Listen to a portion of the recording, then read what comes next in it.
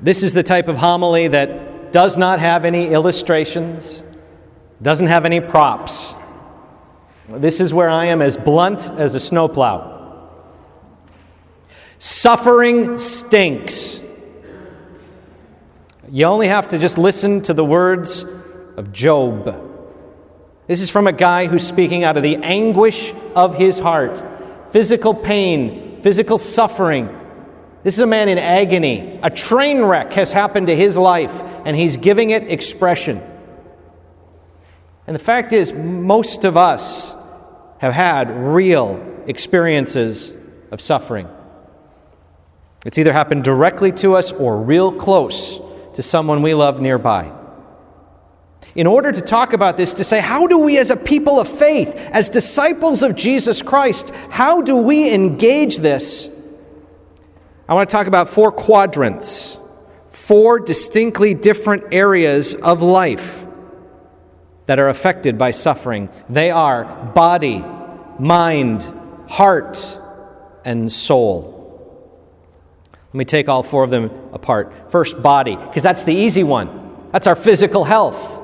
Something's broken, something's wounded, something's not working the way it's supposed to. And you can tell, you can feel it. And what's more, because it's physical, you can see it.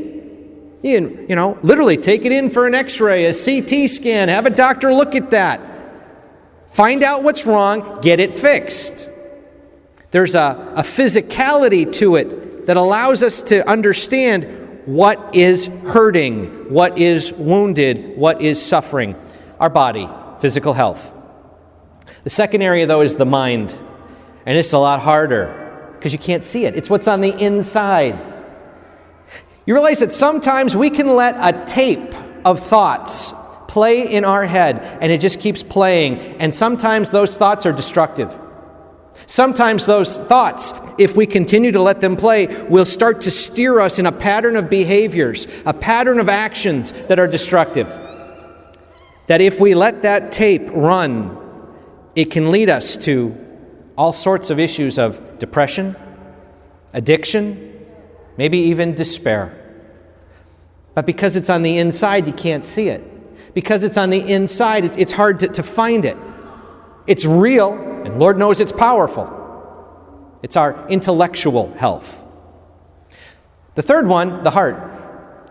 It's about our emotions and our relationships. It's how we feel. And sometimes when we are hurt, the feelings become so powerful, they take over everything. Feelings of anger, of frustration, of sadness. Feelings of confusion or doubt. And because of those feelings, we're blinded to everything else. We don't see clearly. We're too caught up in the emotion. It's like a tidal wave, and it just pushes everything and pushes us, sometimes in directions we don't want to go. The last one is our soul, our spiritual life. Because, my friends, evil is real. And there are times when things that are unholy can come into our lives, and when they do, they bring destruction. They bring suffering. There's a reason why Jesus is casting out demons.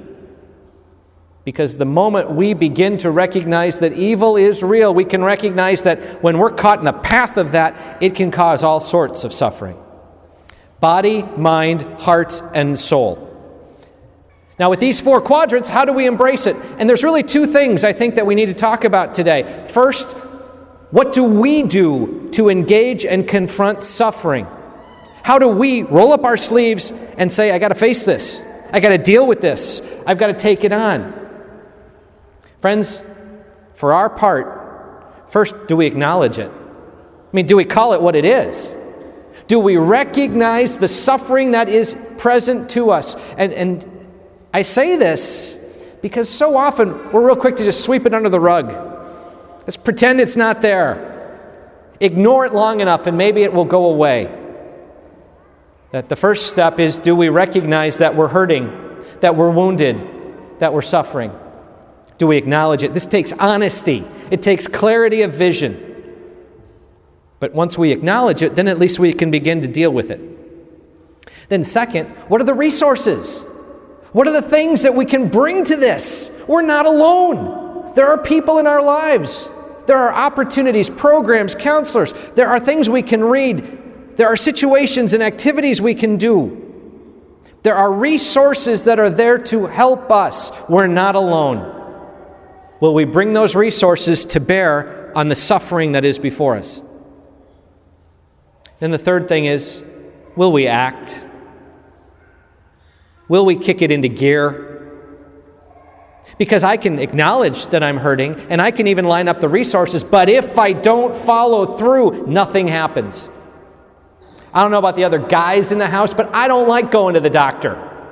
I don't want to go to the doctor.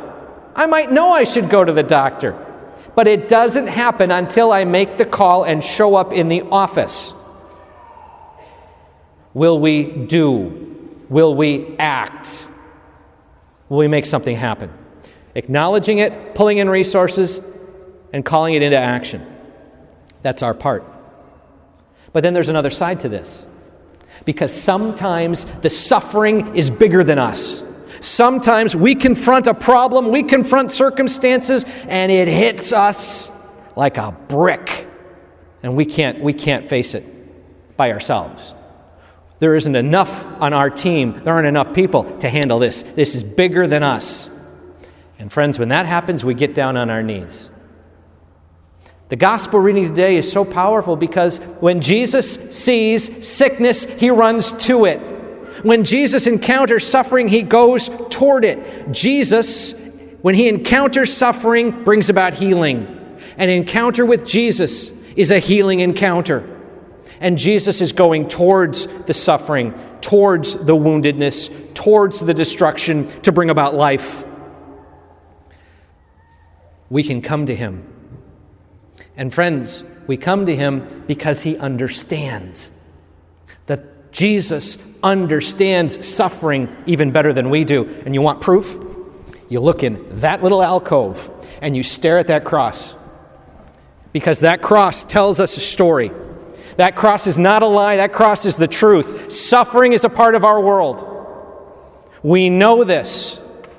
And if Jesus, who body, mind, heart, and soul can encounter his suffering, if Jesus, who bled on a cross, knows what it's like to be abandoned, understands about emotions, and can cry out, my God, why have you abandoned me?" He understands what suffering is, and he touched it, and he blessed it, because that's not the end of the story. We know that after Good Friday comes Easter joy, and if Christ can touch and bless suffering, then Christ will touch and bless our suffering. But we got to go to him. We got to do our part.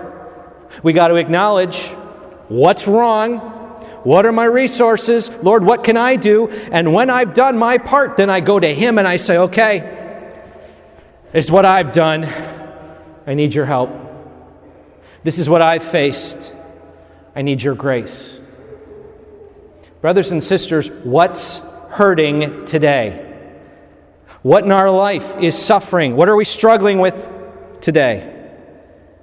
Will we do our part to alleviate suffering?